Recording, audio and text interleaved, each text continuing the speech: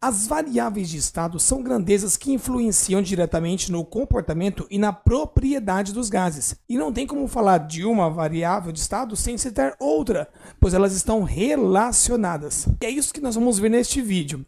Vamos apresentar as variáveis de estado, as unidades mais utilizadas e também perceber estas relações entre as variáveis de estado numa animação super divertida. Tá pronto? Então aperte os cintos e vamos nessa!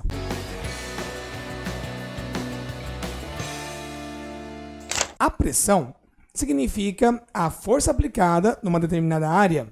Por isso que a unidade no sistema internacional é newtons por metro quadrado, que também é chamado de Pascal. Mas também trabalhamos com outras unidades de pressão, como a atmosfera e milímetros de mercúrio. E a gente precisa saber aí qual é a relação entre estas unidades de medições aí de pressão. Então, olha só, o newton por metro quadrado significa 1 pascal, ou 1 pascal é 1 newton por metro quadrado, é aquela força exercida por área. E uma atmosfera de pressão, uma atmosfera, ou seja, pressão atmosférica, ao nível do mar, significa 1 vezes 10 a quinta pascal, que quer dizer 760 milímetros de mercúrio, ou 76 centímetros de mercúrio, por aquela experiência famosa de Torricelli. Então aqui o que nós temos que saber no momento, quais são as unidades exercidas de pressão e como vamos relacionar, convertendo uma na outra. Tudo bem? Volume é o espaço, a extensão da matéria. Então, todo o volume significa o espaço ocupado pelo material. E no sistema internacional, no estudo dos gases, o volume é dado em litro. Mas em exercícios, trabalharemos também com outras unidades e temos que estar atento às transformações das unidades. Por exemplo, o litro significa 1000 mililitros ou 1000 centímetros cúbicos. Lembrando que mililitro é a mesma coisa que centímetro cúbico. O metro cúbico significa 1000 litros ou 1000 decímetros cúbicos. Lembrando que o decímetro cúbico e o litro é a mesma coisa. Por último, mas não menos importante, a temperatura, que mede o grau de agitação das partículas. A temperatura no sistema internacional é o Kelvin. Vamos trabalhar com temperaturas em Kelvin nos exercícios dos estudos dos gases. E óbvio que os exercícios não vão facilitar para você, né, querido? Eles vão dar em graus Celsius. Então você vai ter que converter de graus Celsius para Kelvin. Como é que faz isso? Ora, a temperatura em Kelvin é você pegar o grau Celsius mais 273. E se o exercício, por sacanagem, pedir a resposta em graus Celsius, então temperatura em graus Celsius. Você calculou em Kelvin, então você tira 273. Legal? Agora, o mais divertido é você associar aí, ó, o que acontece com o volume de um gás ou a pressão quando você altera a temperatura. Então, as variáveis de estado elas estão interligadas. Vamos verificar isso numa animação bem gostosa. Então, vamos lá, galera. Olha só a imagem que eu tenho aqui para vocês de um sistema. Eu estou com um recipiente aí. Eu estou com uma bombinha para jogar gás.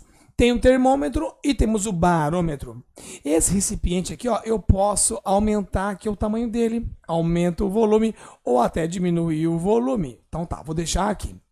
Eu vou colocar um gás aqui agora. E 1 e 2 e foi. Perceba que eu coloquei uma quantidade de gás e essas partículas estão se movimentando, batendo na parede do recipiente e a partir daí nós tivemos uma pressão. Então, dentro do estudo dos gases, a pressão significa o quê? O resultado da colisão das partículas na parede do recipiente. Eu vou colocar mais temperatura aí, porque a temperatura envolve o grau de agitação das partículas, não é? Então vamos deixar isso mais quente, vamos aquecer esta videoaula.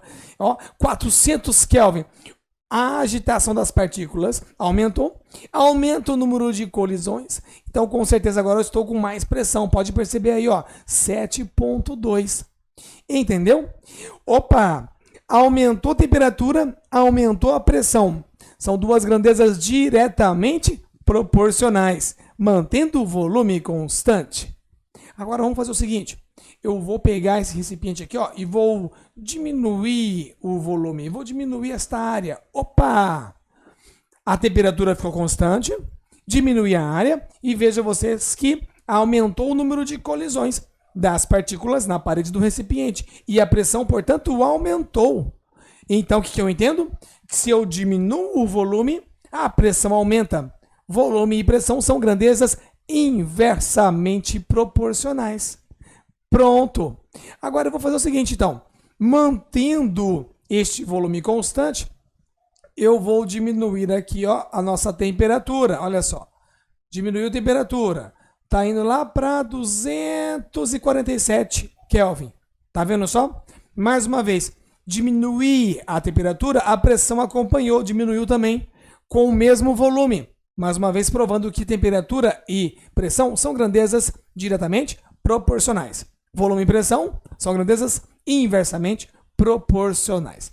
E se eu quiser manter esta pressão constante e eu aumentar a temperatura, olha só, veja, ó, a pressão está 10 atm.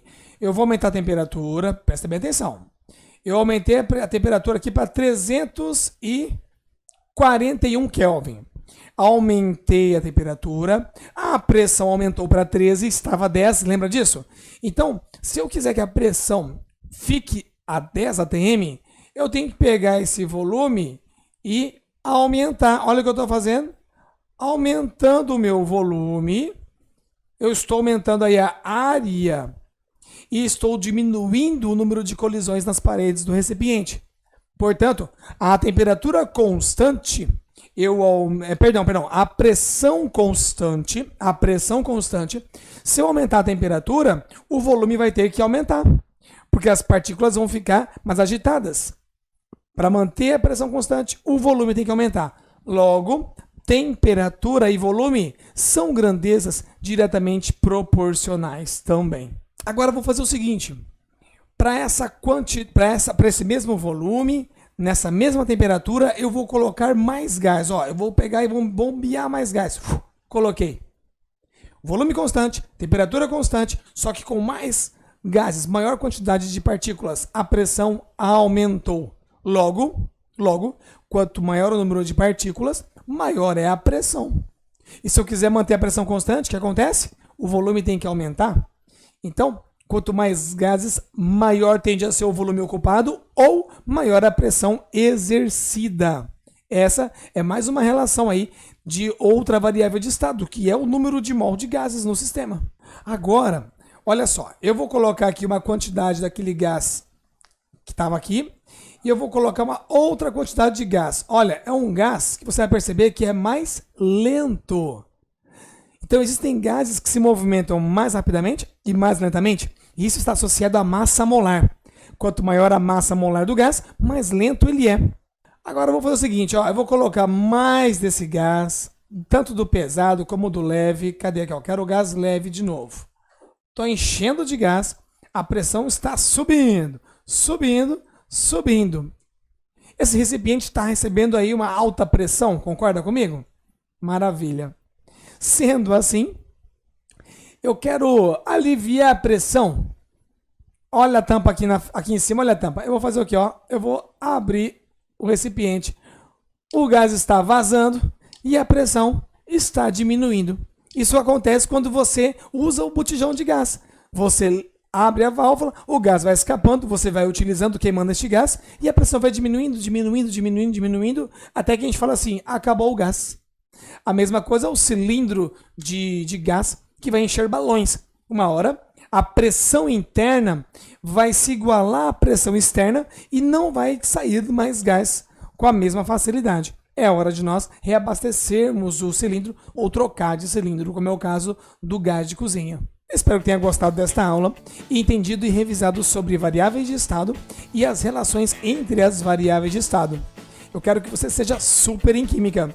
Então, deixa aquele like aqui, compartilha com seus amigos e até o próximo vídeo aqui no canal Franquímica. Um abraço!